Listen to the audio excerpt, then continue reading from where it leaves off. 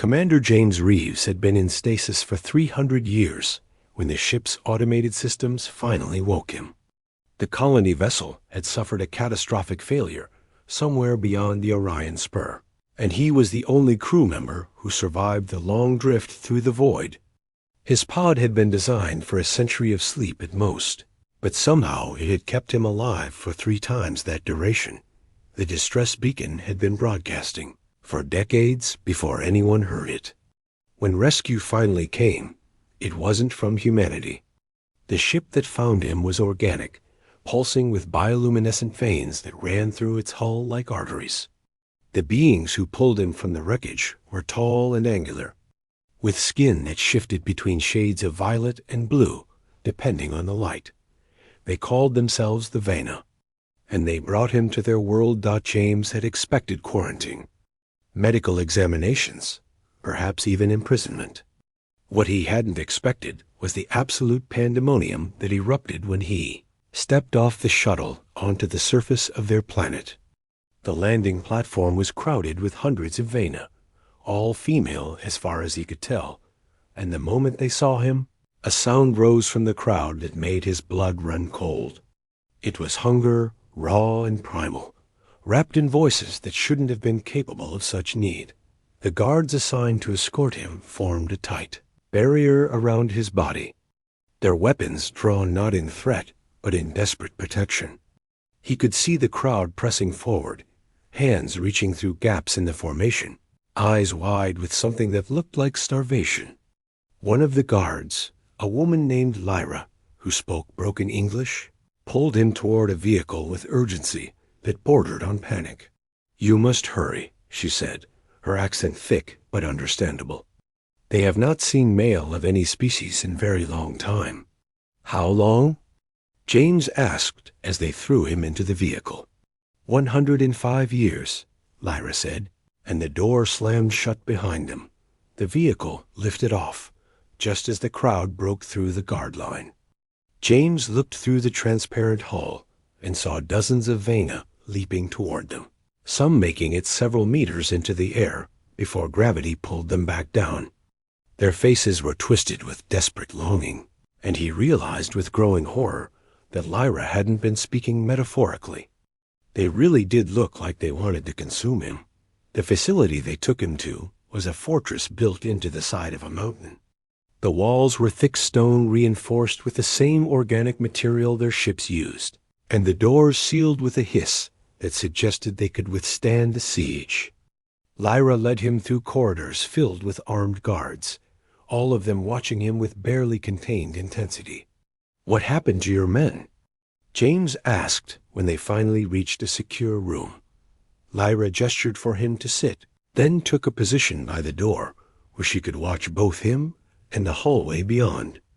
"A plague," she said simply.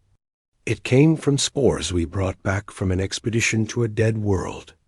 The disease only affected males, all males from every species on our planet. They died within a year.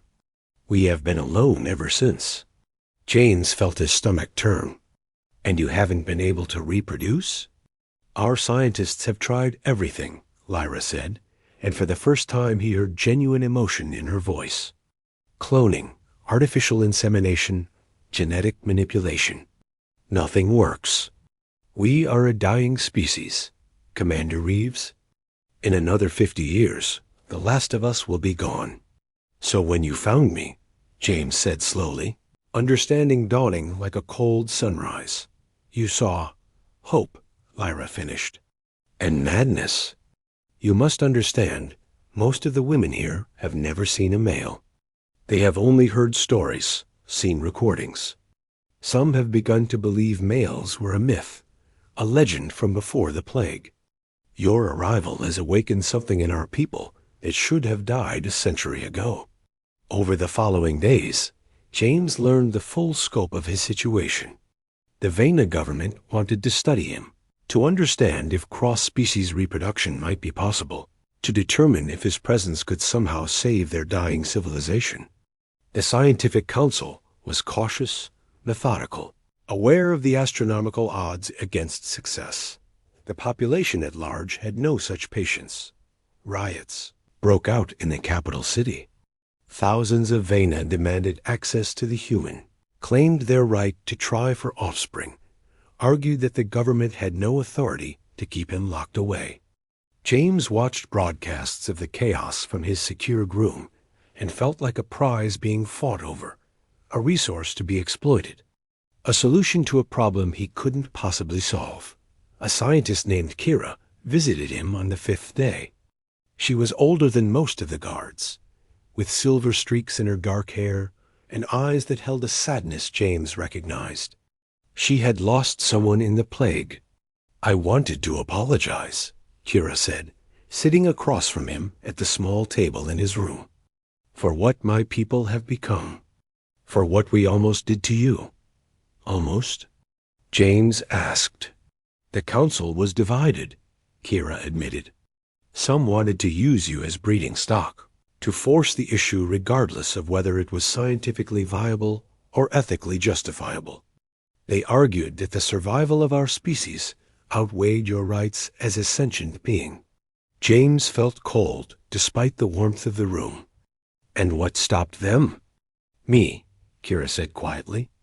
"I reminded them that we were once a people who valued life, all life, above our own convenience. I argued that if we sacrificed our principles to survive, then what we saved wouldn't be worth preserving." She paused, looking down at her hands. "I also told them that you deserved a choice." "A choice," James repeated. "We can send you home," Kira said. "We have the technology to build a ship fast enough to get you back to human space within your lifetime. You would have to spend another 50 years in stasis, but you would live to see your own people again. Or," she hesitated, "you could stay. You could help us research whether any form of genetic compatibility exists. You could choose to try, knowing that the odds are impossibly small, but that your effort might mean something to a dying civilization." James looked at her for a long moment. "And if I stay, what happens to me? Do I spend the rest of my life locked in this fortress while crowds gather outside?" "No," Kira said firmly. "If you stay, we protect you. We give you a life, freedom within limits, the ability to pursue your own interests and goals. You would be a guest, not a prisoner, and certainly not livestock." He thought about Earth, about the home he had left 300 years ago. Everyone he had known was dead. The world had moved on without him. He was already a ghost in his own history. "I'll stay," James said, "but not because I think I can save you. I'll stay because maybe I can help you find another way.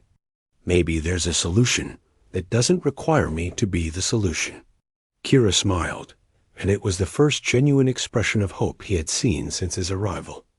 "Then we begin tomorrow." The months that followed were strange and difficult. James worked alongside Vena scientists, sharing what he knew of human biology and reproduction, learning about their own complex genetic structure. The research was fascinating, and as Kira had predicted, it quickly became clear that natural reproduction between their species was impossible. The genetic gulf was simply too vast, but something else emerged from their work. The Vena had abandoned their attempts at cloning because every clone they created was sterile, unable to pass on genes to a new generation. James suggested they were approaching the problem from the wrong angle. Instead of trying to create perfect copies, they should introduce variation, embrace mutation as a feature rather than a flaw. It took 2 years of trial and error, but eventually they succeeded. The first viable Vena clone that could reproduce was born from their combined efforts, and within a decade, others followed. The species would survive, not because James had fathered their children, but because he had helped them see their problem differently. James never returned to Earth. He lived another 40 years on the Vena homeworld, respected as the human who had saved them by refusing to be their salvation. When he died, they honored him not as a breeding stud or a genetic resource, but as a friend who had reminded them what they were capable of when they worked together. And in the cities of the Vena, In the schools where young children learned their history, they told the story of the human who arrived when they needed him most, and taught them that sometimes the greatest gift you can give a dying people is the belief that they can save themselves.